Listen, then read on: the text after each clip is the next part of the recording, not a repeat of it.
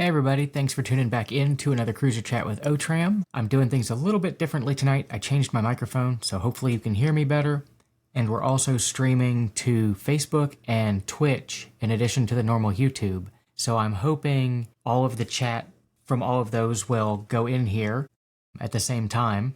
And sorry for that weird feedback there if you guys got it. I started getting stuff from the other feeds. But anyway, yeah. Cruiser Chat with O-Tramm, ask me your questions about Land Cruisers. You can either type them into the chat box, or I added a link at the top of chat where you can call in live. And awesome, Chris, thanks for letting me know that video quality is good, because I also changed things up. I'm using a different lens, and I've got a teleprompter on here, so I'm actually looking at the camera while I'm reading chat, instead of you getting like the side of my head, which always felt awkward. Hopefully audio is coming through well also. But yeah, I don't think I have anything scheduled to talk about. So just, if anybody has any questions. Work's finally picking up at the shop. We had a couple good decent jobs come in though this week, which was nice and awesome. Thank you for letting me know the audio is also good. Audio, not my thing, so I've been really struggling to try to get it set up properly. So hopefully this works. And I finally set up my desk in my home office so that all of this can just stay set up and I'm not trying to do it each week. So there should be some continuity now. And we've also got Artemis joining us. My office, the guest bed in here is her safe spot. So she's sleeping in here, and hopefully this is collating all of the chats. So everybody's messages are coming through. I think that's what it's supposed to do. Like I can see Chris's, and I'm assuming his is coming through from YouTube. This is the first time I've ever tried streaming to multiple places at the same time. And somebody just wrote in, I replaced the radiator on my 1996 1FC. Now the heat will get warm, but not as hot as I think it should. Double checked that the heater valve has full movement. Have you driven it much since you did the radiator? Because a lot of times we'll see them get air pockets in the heater core that can be hard to get out. When you've got an air pocket in there, the heater core doesn't want to get warm. So a lot of times we'll put a burp funnel on the radiator to get the coolant level higher than the heater core, and then rev it to 2000 RPM until the thermostat opens and you can watch for bubbling coming up through the burp funnel to know when you've got everything out.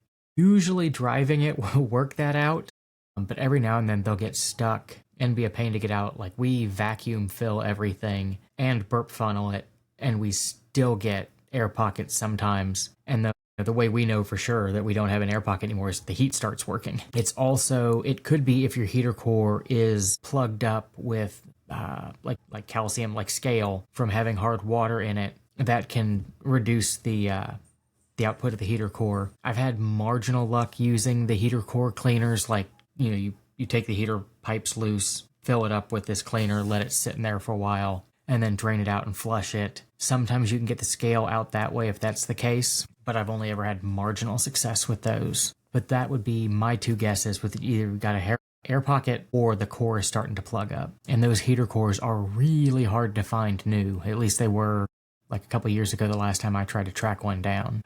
And that's cool. It'll let me show this on the stream screen, and it actually is showing me where the chats are coming through. So that is awesome. And yeah, the burp funnels, it is indispensable if you're going to do coolant on anything, especially modern vehicles. Trying to get the air out of them without a burp funnel is just horrible. And Frank asks, any thoughts on the lifespan of the early 100 series in the coming years? I think that's really going to depend on where the 100 series came from.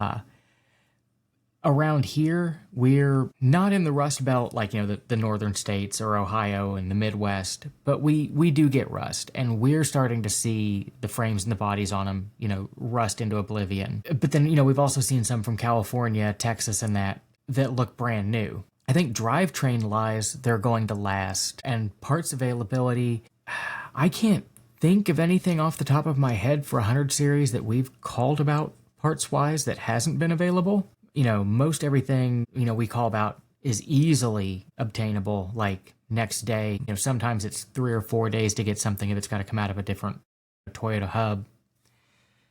But usually pretty fast. The only thing that I can think of off the top of my head that you can't get for 100 series is a new starter. They're all reman now, but everything else pretty easy to get. So I as long as you don't have rust, I don't see them, biting the dust anytime soon. I mean, it's a great drivetrain, and we've seen them go 400,000 or 500,000 miles on an original engine and trans. So I don't think you're gonna have a problem there. I think rust is the big killer on the 100 series, but otherwise they seem to last forever. Yeah, it baffles me that you can't still get a new starter for that. It seems like they made so many of them. How do you not still have a new starter? But, at least as far as remans go, I can trust a Toyota because that's not a particularly fun job with it hidden up there under the intake. Yeah, no problem. Well, hopefully you guys actually didn't hear that. Any projects coming up? I mean, we've just got the normal stuff coming through right now. We've got several trucks coming in for knuckle rebuilds, which is funny. We hadn't done any in months, and now we've got a bunch of knuckle rebuilds coming in. I've got brakes to do on 100 tomorrow. I guess the biggest job we've gotten in the shop is we've got an 80 series that's getting a new engine, just a rebuilt 1FZ from Jarko, but that'll be the biggest job we've got right now. Nothing else super cool on the docket, just regular maintenance and repairs. And question, rebuilt my 80 series with a new short block and machined original head, almost at 4,000 miles post-rebuild, and I've been changing the oil every 1,000 miles on conventional. When should I make the switch to synthetic? I would assume at 4,000 miles, you're probably good to go to synthetic. I can't imagine that the rings aren't broken in by now. And the last 3-man engine we got, they sent synthetic oil with it to do the initial startup. So I'm guessing maybe the synthetic rings not breaking in doesn't exist anymore. With them building, lots and lots and lots of Toyota engines, I would assume that they wouldn't send us an oil that wouldn't work for break-in. And that engine's been rocking along since we put it in. So I would think at 4K you'd be plenty fine to switch over to synthetic. Yeah, it's funny. We don't even stock conventional oil at the shop anymore. Everything we've got on the racks is synthetic. Usually we'll get like an old, 2F or 3F in that the person wants conventional, so we'll use it, but everything else we just put synthetic in. Yeah, and as long as you did a good break-in driving over that first 1,000 miles, you should be fine. Yeah, we usually, when we do a rebuilt engine, we'll put like 500 miles on the first oil change, and do easy driving, but different RPM ranges, different loads to get them broken in, and then we do the initial oil change at 500k or 500 miles before we give it back to the customer. Just so we know everything is as happy as it can possibly be before we let it out of our hands. And Sean says, good evening, I have a 100 series with 200,000 miles service history. Overall looks good at local Lexus dealer. However, I'm not sure of transmission service intervals. Yeah, sometimes you can see them in Carfax. We've got Carfax hooked to our service info, not our service info, but our shop info system. So we can pull people's Carfax history and kind of see what's been done that way, but a lot of times the services aren't in there. I recommend doing the trans fluid, drain and fill every 60K. I think that'd be fine to do at 200K, even if it hasn't been changed before. I think drain and fill, you're not really gonna hurt anything. I've heard bad things about doing flushes at high mileage, because they'll like push stuff through and stir stuff up that's been sitting. But I think a drain and fill, you'd be fine. And I think the benefits of getting fresh fluid in there would outweigh any issues that may come up. We regularly do what are likely the first transmission fluid changes, at 250, and haven't seen an issue from it yet. Yeah, last week we did a lot of talking about transmission fluid and changes. And Frank says, where's the farthest distance a customer has brought a cruiser to you for work? I know we've gotten 1 or 2 down from New Hampshire, which is, I don't know, probably 12 hours away. And we've had some come up from Georgia, but I'm not entirely certain where. So not like cross country far, but up and down the East Coast. We've had, I had a guy call, I think it was last week, from Washington State about having us do a head gasket, and they wanted to ship it to us, which I just kind of thought was insane. There's got to be somewhere between me and Washington State that can do a head gasket, and kind of talked them out of shipping it cross country. Not that we don't want to do it, but doing a head gasket, you're opening up such a can of worms. and then trying to warranty something on the other side of the country, because it never fails. No matter how careful you are putting it together, no how much test driving you do, there's always like that one hose that looked good when you put it back together, but isn't happy later on, or the one seal that went in a little bit crooked, or wasn't happy from the factory, and it gets a slight leak. So yeah, I try to avoid ship-ins on the big jobs, just because it never feels like things go wrong with the local stuff. But it always, when it's something that's like 10 hours away, it's like, hey, I have this noise that I didn't have before, and it's like, I can't hear it. There's not a lot I can do from, across country. So it's hard. But yeah, we have had them from pretty far away, up and down the East Coast. Like, we get a lot from 3 and 4 hours away. Like, we get a ton out of like Maryland, Pennsylvania, New York, places like that. We've actually, over the last probably year and a half, 2 years, we've been spending a ton on local marketing to try to get more local customers, because I see cruisers running around my city all the time, but nobody knows we're hidden away. Like, we're getting everybody from YouTube or I Hate Mud, and they're all traveling 3, 4, 5 hours away. So we have way more long distance customers than we have local people, which is funny. I'm feeling wicked sleepy tonight, and I shouldn't, because I came home at lunch to do office work. So it's not like I even worked hard today. And Frank says there's a surprising number of cruisers and LXs there in New York City. Yeah, we get an inordinate amount of calls from like New York City, Jersey, Philly. It's amazing how many cruisers there must be up there. And I go up to New York City, I don't know, probably once a year, and I don't ever see any up there. But maybe I'm just not looking in the right places. We always end up, I guess, in Manhattan near Times Square, because we're always going up to see theater shows. I can't imagine trying to drive a cruiser in New York City. Yeah, Frank says he keeps wondering where they're all getting serviced. I'm sure I'm not doing all of them, but we're probably doing quite a few of them. We got a lot of people that'll drive them down, and then there's 2 Amtrak stations that aren't too far from the shop. So they'll drive them down and then just take the Amtrak train back up to the city. And then when we're done doing work, they take the train back down and drive the truck home. Yeah, Frank says it's his daily driver, but surprisingly, he's rarely the biggest SUV on the road. Yeah, I don't know. Maybe it's just my driving style, but I hate driving in cities in general.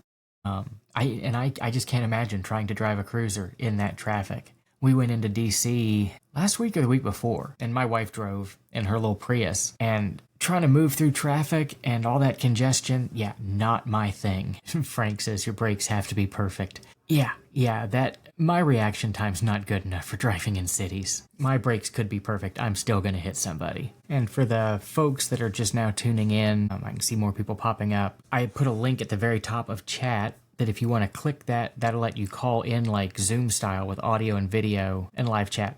Or if you got questions, just put them in the comment section. And LX450 wants to know what our current shop rate is. Was just thinking about this because of your offer of a live consultation was $100, which has to be cheaper than shop rate. Yes, it's quite a bit cheaper than shop rate.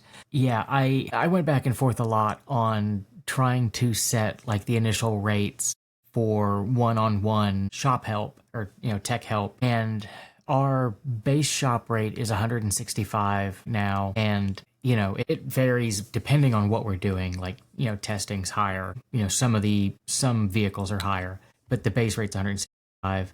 And a lot of people are like, oh, you should just do shop rate, but it just didn't seem right to me to do full shop rate for tech help. Since I'm not in the shop, I'm not getting greasy, I'm just on here, helping folks. So I figured, $60 for half hour, $100 for a full hour was probably a decent way to start that out.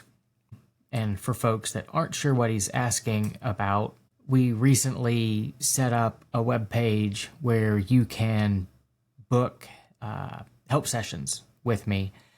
So if you're stuck on a project, want to talk through a project, stuck on a diagnosis, something like that, you can call in, and it basically uses the same setup. It'd be a live chat like this, except it'd just be me and whoever calls in, going through whatever their vehicle issue is, and then I'd send them the recording when it was all done. So far, we haven't had anybody actually book a call in, but I figured I'd throw that out there because we get asked about it all the time. And we get calls at the shop all the time looking for tech help. And it's just really hard because, like, yes, I'm the shop owner, but I'm also, one of the two working technicians in the shop. And, Cody answers the phone, but he's not, going to be able to answer all the tech questions. So it's really hard to pull me away, from working on a customer field to come answer a tech question. We set this up so people could basically call in for tech help. And yeah, he says having you on Zoom while doing TK skiers would be awesome.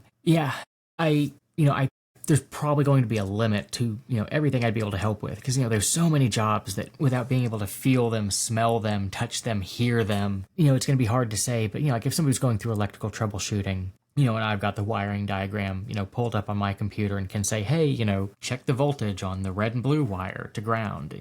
Work through like that, or just, working through a troubleshooting plan, stuff like that, I think it would help. Or, somebody that's planning out a build, things like that. TK skiers would probably be doable because that doesn't take as much black magic feel as doing like ring and pinion gears. I think ring and pinions are half magic and half science. It's just, there's a feel to it. But yeah, I've done TK skiers enough that I can do those in my sleep now. And I'll put a link in the comments below, or maybe the description with the booking thing. I've been plugging it in the top of all the new video uploads lately, just so people know it's there. And I'm kind of amazed Artemis is sleeping through all of this. She hasn't even moved. Planning a cross-country trip in the 80, what are some less common spares that would be good to have on hand? I.e. EFI relay. I think EFI relay, great. Fusible link, I would definitely be carrying one of those. I usually carry, trans fluid, gear oil, power steering fluid, brake fluid, motor oil, some RT. Baling wires, always great. Duct tape, zip ties, a pack of fuses, and some wire and butt connectors. Like I used to carry, like when we'd go down to Tennessee for G-Smitter, like I would carry everything in the kitchen sink, to try to like be able to repair everything there. And now it's more like I just need to repair it good enough to get back to civilization if I'm broken down. Or, just enough to get home. So, having coolant, maybe some heater hose, because, the 80s seem to spit heater hoses on long trips. I don't know why. But we see heater hoses go on them way more than, like, the radiator hose. If you're going cross-country, I would maybe carry a set of the gaskets for the front hubs. We've had a lot of people go, like, long trips and the wheel bearings just loosen up while you're on a long road trip. So it wouldn't hurt to have the gaskets and maybe the adjuster stars for the front wheel bearing nuts, so you can adjust the wheel bearings on the fly if need be. It wouldn't hurt to have belts, and from Toyota, they're so wicked cheap, it makes sense to carry them, and they're small. That's about it. And LX450 Adventure says, I carried nothing on a recent 2,000-mile trip but basic tools, and the only issue was an evap vent that clogged. Yeah, like I've done way too many long-distance trips with absolutely nothing but a hope and a prayer, but I don't recommend that for most people. And Franklin Snow, any battery brand you like these days? I can only really get about 2 good years out of one here. We've tried, all the expensive stuff and all the different things, and lately we've just switched to just using house brand batteries from a nationwide retailer, like, Advance, AutoZone, O'Reilly's. There's only so many battery manufacturers, and as long as you get one with a good warranty from a nationwide retailer, you can just pop in wherever you're at to get it replaced. And that just seems to me to be easier than getting something that's maybe fancy, maybe higher quality, maybe slightly longer lasting, but when you're on a road trip, you can't find it to replace it. You have to order it. So we just use house brand part store batteries or Interstates. Zach says, what are your thoughts on aftermarket CVs for 100 series? They're significantly cheaper, but definitely hearing things about aftermarkets. Still have OEM. Should I reboot? I will not put aftermarket CVs in a Land Cruiser. We've tried it a couple of times. I've tried it in my own vehicles. They do not last. I don't know what they make the boots out of. I'm pretty sure it's string cheese. They're crap. We had an FJ Cruiser at the shop that had a leaking aftermarket CV boot, and the guy had put it in 50 miles ago. Like, they just don't last. Like, you're lucky to get a year out of them from what we've seen. Yes, the OEMs cost more. but it's something you're not going to have to redo again for, like another 10 years if you go OEM. And, asks if he should just reboot. I don't reboot axles at the shop. By the time you pay a shop, to take the axle out, take the axle apart, clean all the joints, clean everything, repack it, put it back together, the labor to repack and reboot is coming close to breaking even to just having a new axle. The axle that you're rebooting, likely has 150, 250,000 miles on it. So it's already worn. So we just put new axles in from Toyota. We do a ton of them on 100. And if LX450 Adventure stopped by my shop on the way back, I'm pretty sure I know who you are. Because not too many people have stopped by on road trips lately. We do randomly get people stopping in just to say hi, which I always think is weird because we're in the middle of nowhere. Like, we are not on the way to anything or near anything cool. Frank wants to know what's my daily driver. It is a 2012 Lexus CT200, basically a Lexus Prius, and I absolutely love the thing. And Chris wants to know, when replacing 80 series ring and pinions with aftermarket, is it possible to get them as quiet as factory? Yeah, with if they're set up right, I don't see any problem getting them quiet. I've never used the really crappy bottom of the barrel gears, but we've run US gear, Sierra, Nitro. I'm trying to think of what else. I mean, we've run quite a few different ones, and I've never had a problem with them making noise. And Sean wants to know, what are your thoughts on adding a rear locker to a 100 series truck? Interested in adding one, but would like to use a factory switch. Yeah, we've wired in a bunch of the Harop or Eaton e-lockers, and it's real simple to use the factory switch with those. So yeah, I don't see any problem with that.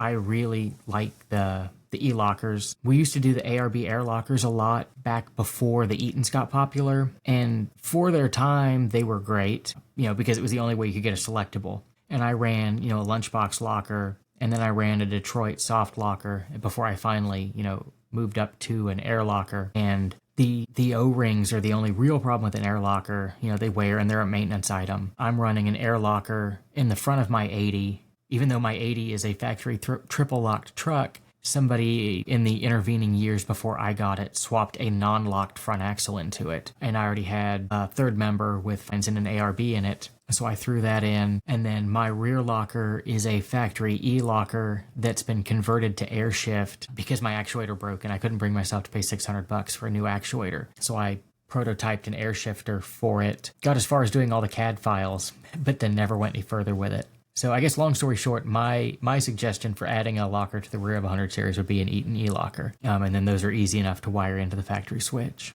Zach says, recently had trans temp light come on driving through Las Vegas on a road trip. Is it extremely important to use the ATF WS on the 5-speed, or is Max Life okay to use? We only use US in the trucks that call for WS. I've heard way too many horror stories of switching fluids around to try anything else. So I'm not a fluid engineer. I feel like, Toyota spec'd that fluid to that trans. That's what I'm going to stick with. So if anything, I'd add an additional trans cooler if you're driving in high heat areas a lot. But yeah, I would not use Max Life in that, because if you read the Max Life bottles, it doesn't say like OE approved. It says like suggested for or compatible with. Yeah, and if for some reason I was to put an aftermarket fluid in, I would be flushing and draining everything because you don't know if the two fluids are going to play well together. So yeah, I would only use WS in a WS truck.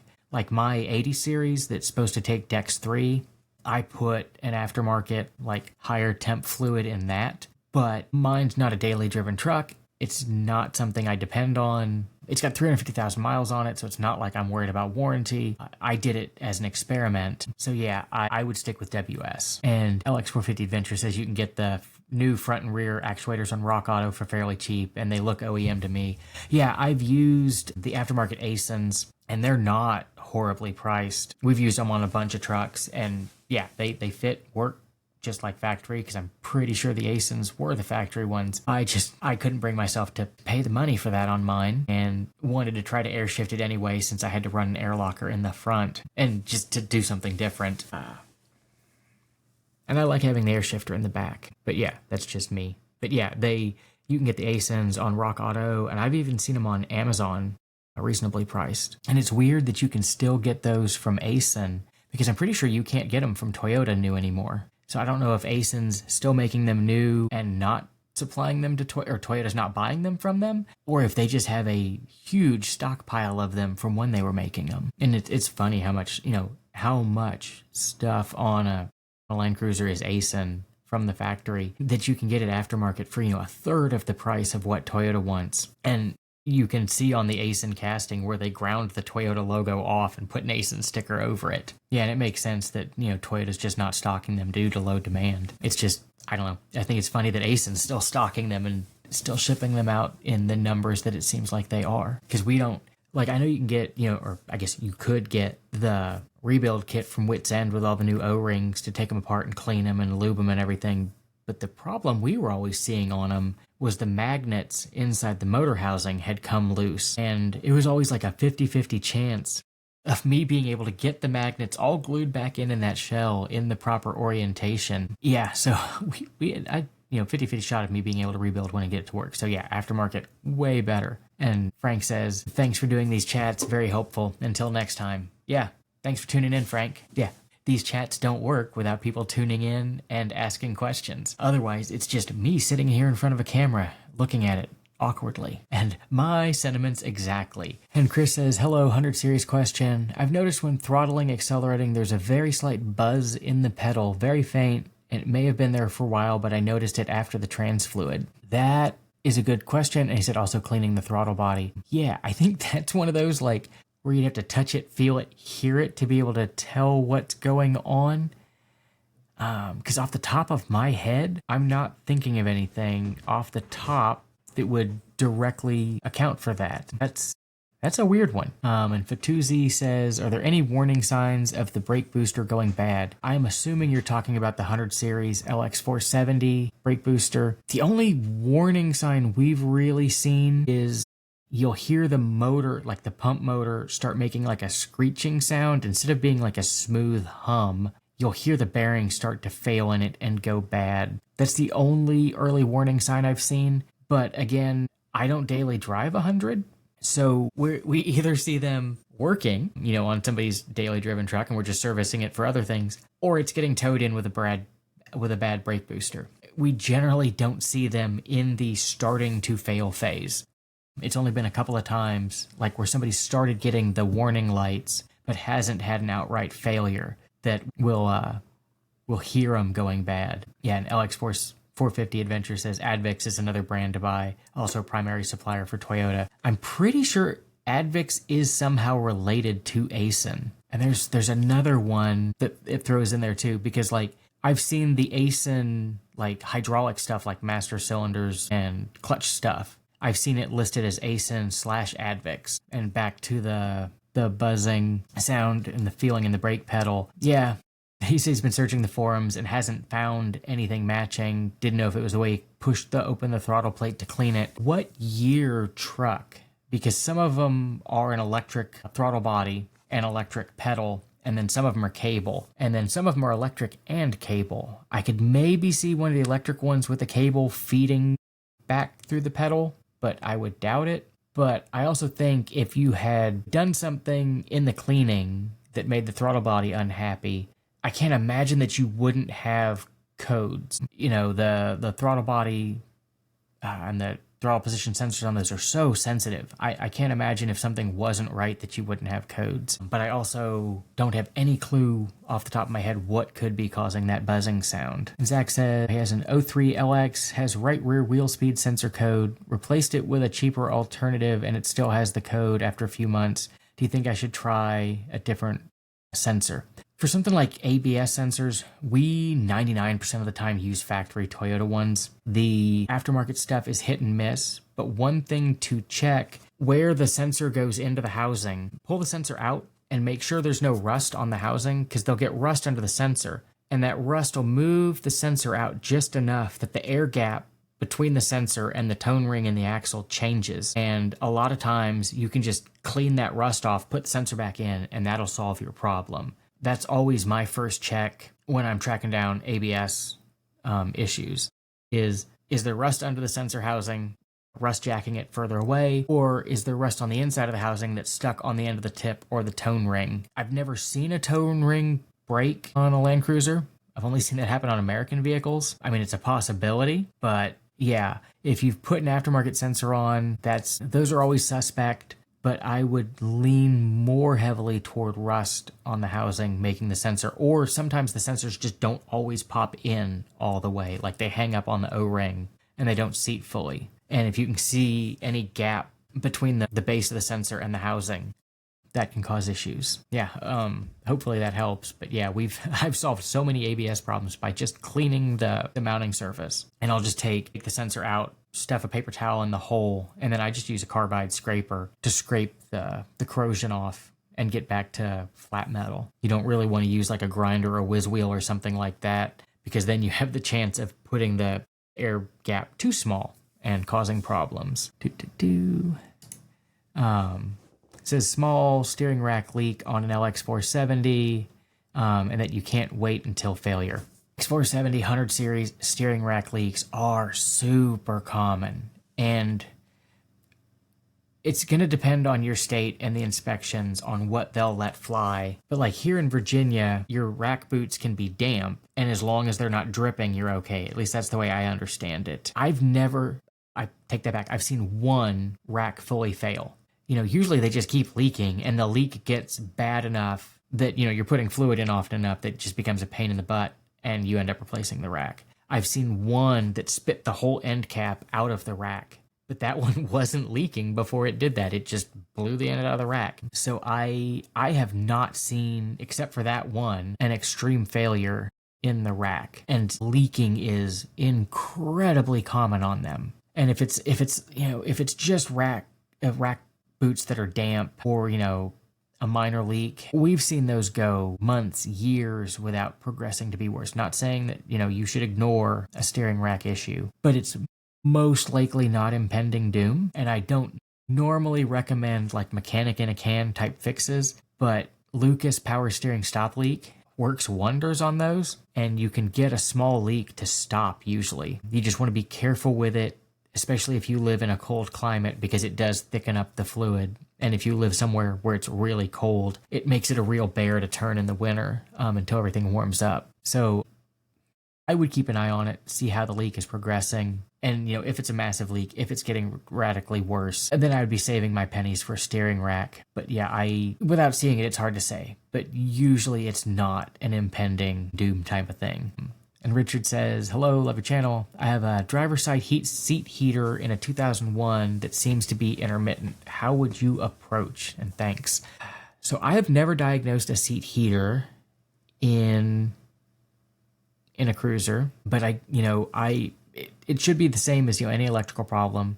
I would probably start at the switch, make sure I've got power coming into the switch, I've got ground at the switch, and then make sure I've got power and ground coming out of the switch and at the seat heater. My guess would be it's one of the actual like heater elements in the seat heater is probably broken, because as they heat and cool, they're going to fatigue. So my bet would be that it's actually just the pad in the seat failing. So I would just, start, I guess you could start at the seat and just make sure you've got power going to the seat heater.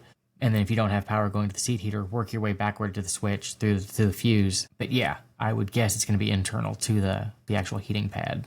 Hi, I have a 2100 series Land Cruiser, 302,000 miles, bought it with 261. The part of the O-ring that sticks out where the injector plugs into the manifolds looks dry and cracked. Should I worry? Bone dry, and I never smell gas. So you can't actually see the O-ring that seals the injector to the rail or to the manifold. What you're seeing is what they call the insulator, and it just takes up the movement, as the injector heats and cools and, expands and contracts. So that's not actually your seal. It's just, basically, it just keeps the injector from wiggling around. And those are pretty common to be, pretty dry and cracked looking. So if you're not smelling gas, don't have a fuel leak, and it's just a visual inspection of that insulator, I wouldn't be incredibly worried about it. That would be a different thing. If you were smelling gas, I would definitely be tracking that down. But yeah, those are pretty common to be cracked and dry rotted looking, and especially at 300,000 plus. They've been through so many heat cycles and so much weathering.